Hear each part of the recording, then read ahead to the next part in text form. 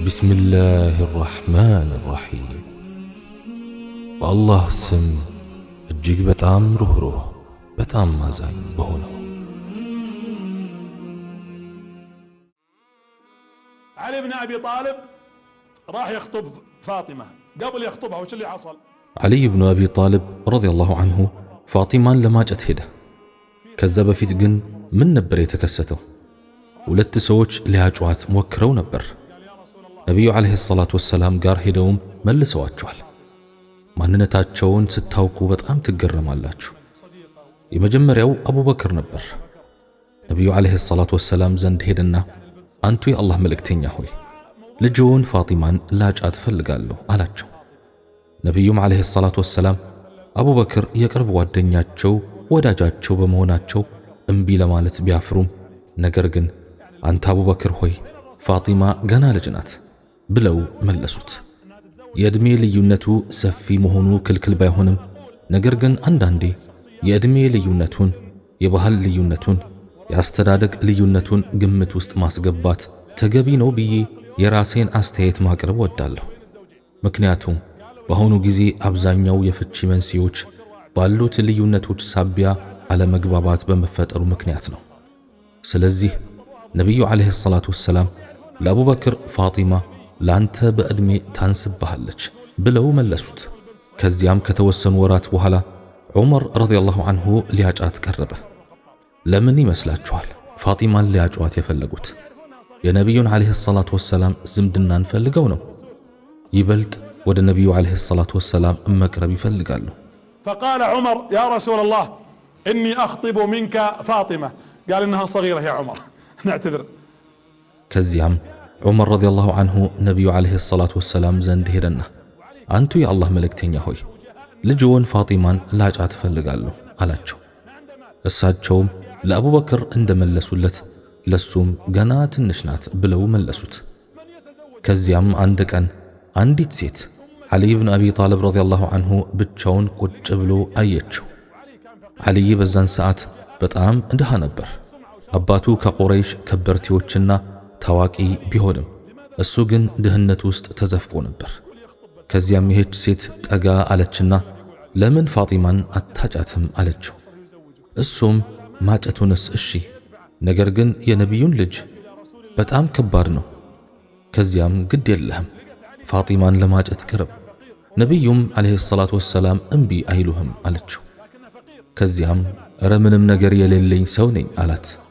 ከዚያም ደግማ ግድ የለህም ነቢዩ አለይሂ ሰላቱ ወሰላም ዘንድ ሂድና ፋጢማን ለማጨት ጠይቃቸው፣ እሳቸውም አይከለክሉህም አለችው። ከዚያም የሚሆን ይመስልሻል አላት። አዎ ይህ ነው የሚታየኝ አለችው።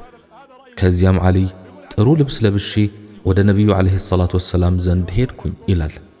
ፊት ለፊትም ሳያቸው ወሬ ሁላ ጠፋብኝ አለ። ከዚያም ቁጭ አልኩኝ። يقول فجلست يقول قال الرسول ما الذي أتى بك يا علي؟ ከዚያም ነቢዩ አለይሂ ሰላቱ ወሰላም ምን አመጣህ አንተ ዓሊ ሆይ ብለው ጠየቁት። አይ ምንም እርሶን ለማየት ነው የመጣሁት አልኳቸው አለ። ከዚያም አንተ ዓሊ ሆይ ፋጢማን ለማጨት ነው የመጣኸው አይደል አሉ። አዎ አንቱ የአላህ መልእክተኛ አልኳቸው። ከዚያም ምን ልትሰጣት የምትችለው ነገር አለ አሉኝ አለ። ከዚያም ምንም የለኝም አልኳቸው። አንተ ዓሊ ሆይ ለውጊያ የምትጠቀምበት መከላከያ ጋሻ እንዳለ አውቃለሁ። አንቱ የአላህ መልእክተኛ ሆይ እሱ ብዙም አያወጣም 400 ዲርሃም ብቻ ነው አልኳቸው። እሱን ጋሻ አምጣ የፋጢማ ጥሎሽ ነው አሉኝ አለ። ይህ መልእክት ልብ ላለው ይድረስ። ጥሎሽ ሲባል ግዴታ ወጪ የበዛበት መሆን የለበትም። ስንቶቹ ማህር ለመክፈል ሲሉ ወደ ብድር ዓለም የሚገቡ አሉ። ከዚያም ያንን ወጪ ለመሸፈን ብዙ ዓመታት ይፈጅባቸዋል። ብዙዎቹም በዚህ ምክንያት ያገቡበትን ቀን ይረግማሉ። ወዳጆቼ ወጪው ያነሰ በረካው ይበዛል። ስለዚህ ለትዳር ፈላጊው በማህር ብዛት ምክንያት እንዲሸሽ ማድረግ የለብንም። ማህር ምንም አይከፈል ማለት አይደለም። ማህር እንዲያውም ሱና ነው፣ ከጋብቻ እርከኖችም አንዱ ነው። ነገር ግን ማግራራት አለብን። በሐዲሱም ምንድነው የተባለው? ብዙ ሀብት ያለው ሰው ከመጣላችሁ ዳሩት ነው የሚለው አይደለም። ዲኑንና ስነ ምግባሩን የምትወዱለትን ሰው ከመጣ ልጃችሁን ዳሩት ነው እንጂ የሚለው። እሺ ይህን ካላደረግንስ ተብለው ነቢዩ ዓለይሂ ሰላቱ ወሰላም ሲጠየቁ ይህን ካላደረጋችሁማ በምድር ላይ ትልቅ ፈተናና ብልሽውነት ይስፋፋል። ፈሳድ ዓሪድ المصائب اليوم المعاكسات ዛሬ በወንዶችና በሴቶች መካከል ያለው መለካከፍ፣ እኽቲላጥ፣ ዝሙትና የመሳሰሉት ምክንያቱ ምንድነው? ወንዱ ልጅ ራሱን መሰተር ይፈልጋል፣ ሴቷም እንዲሁ። ግን የመህሩ ብዛት ብዙ ጥንዶች ገና ሳይጣመሩ ይለያያሉ። አባቶችን መምከር እፈልጋለሁ። ይህን ታሪክ ከሰማሁት ቆይቻለሁ። ትክክለኛነቱንም ማረጋገጥ አልችልም። ቢሆንም ግን ትምህርት አዘል ስለሆነ ልተርከው። አንድ አባት ነበር። ጥሩ ሥራ የነበራቸው ሴት ልጆችም ነበሩት።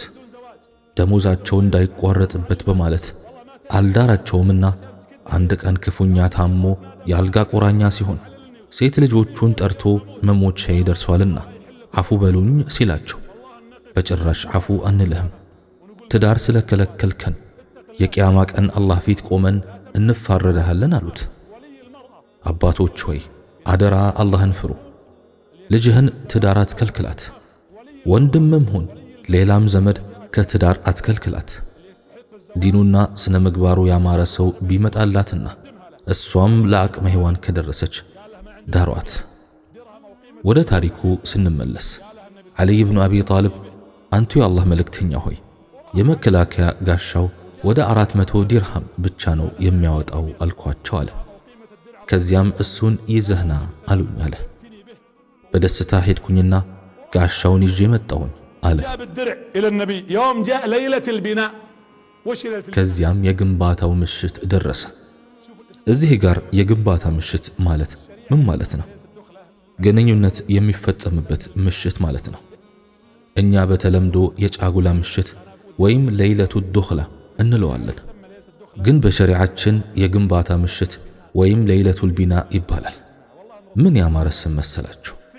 ነቢያችን ዓለይሂ ሰላቱ ወሰላም የግንባታ ምሽት ብለው ሲሉት الرسول كأنه يقول تبنوا بيتا تبنون أسرة ቤት የሚገነባበት፣ ቤተሰብ የሚገነባበት፣ ማህበረሰብ የሚገነባበት፣ ሁለት ሰዎች በመጣመራቸው እሴት የሚገነባበት እያሉን ነው ነቢያችን ዓለይሂ ሰላቱ ወሰላም። ትዳር አንዳንዶቻችን እንደምናስበው ግንኙነት መፈጸም ብቻ አይደለም። በእርግጥ ይህ ተፈጥሯዊና ሸሪዓዊ መብትህ ነው። ቢሆንም ግን የነቢዩን ዓለይሂ ሰላቱ ወሰላም ኡማ ለማስፋፋት ትልቁ ዓላማ ይሁን። سماه النبي صلى الله عليه وسلم دخل الرسول ليلة الدخلة وفاطمة مستحية ነቢዩ ዓለይሂ ሰላቱ ወሰላም በግንባታው ምሽት ፋጢማ ጋር ሲገቡ ፋጢማ በህፍረት አቀርቅራ ነበር። አሁን ሴቶቻችን እንኳንስ በሰርጋቸው ምሽት ይቅርና ወደ ገበያ ሲወጡም አያፍሩም። አይኖቻቸውም በየቦታው ያወራጫሉ። በአላህ ይሁንብኝ አንዳንድ ወንዶች ሴቶቹ በሚያደርጉት ነገር ሁላ ያፍራሉ። ይህ ሙሲባ ነው። ሁሉም ማለቴ ደግሞ አይደለም። ፋጢማ ረዲየላሁ ዐንሃ በሰርጓ ቀን ከባሏና ከአባቷ ጋር ሆና ከሀፍረት ብዛት አቀርቅራ ሳለች ላቧ ከግንባሯ ዱብ ዱብ ይል ነበር አለ ዓሊይ ብኑ አቢ ጣልብ ረዲየላሁ ዐንሁ። ልጃገረድ ነችና የነቢዩ ዓለይሂ ሰላቱ ወሰላም ልጅ። ከዚያም ነቢዩ ዓለይሂ ሰላቱ ወሰላም እስክመለስ ድረስ ምንም ነገር አታድርጉ ብለዋቸው ወጡ።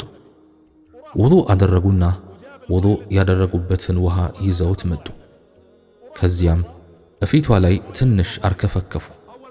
በዓሊይም ፊት ላይ ትንሽ ውሃ አርከፈከፉ። ከዚያም አንተ ዓሊይ ሆይ ተነስና እጅህ ግንባሯ ላይ አድርገህ ይህን ዱዓ በል አሉት። አላህ ሆይ መልካሟንና የፈጠርክባት ደግ ነገር ሁሉ እጠይቅሃለሁ፣ እንዲሁም ክፋቷንና ከፈጠርክባት እኩይ ነገር ሁሉ ባንተ እጠበቃለሁ። ከዚያም 2 ረክዓ ስገዱ። ተመልከቱት የእስልምና ውበት። ብዙዎቹ በሙዚቃና ጋጋታ ይገቡና ብዙም ሳይቆዩ ካለምንም ፋይዳ ይፋታሉ። በ2 ረክዓ የሚጀመር ሕይወትና በሌላ ነገር የሚጀመር ሕይወት መካከል ያለው በጣም ከፍተኛ ልዩነት ነው። አንዳንዶቹ አላህ ሱብሓነሁ ወተዓላ ይጠብቀንና በመጠጥና በዊስኪ እንዲሁም በተለያዩ ሐራም ተግባራት የሚጀምሩ አሉ።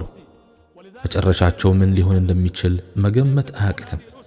ከቀጠሉም ምን አይነት ቤተሰብ እንደሚመሰርቱ ግልጽ ነው።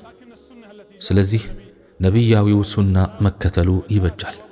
እሱንም እጅ ግንባር ላይ አድርጎ ዱዓ በማድረግና 2 ረክዓ መስገድ። ትዕዛዝን በማክበር የሚመሰረት ትዳር ጠንካራ ነው የሚሆነው።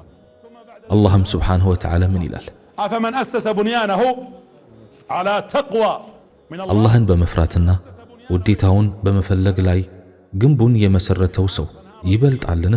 ወይስ ጎርፍ በሸረሸረው ለመናድ በተቃረበ ገደል አፋፍ ላይ ግንቡን የመሰረተውና እርሱ ይዞት በገሃነም እሳት ውስጥ የወደቀ ይበልጣል? ስለዚህ ሙእሚን ቤቱን አላህን በመፍራት ላይ ይገነባል። ቤትህን እንደ ሸረሪት ቤት ቀላል አታድርገው።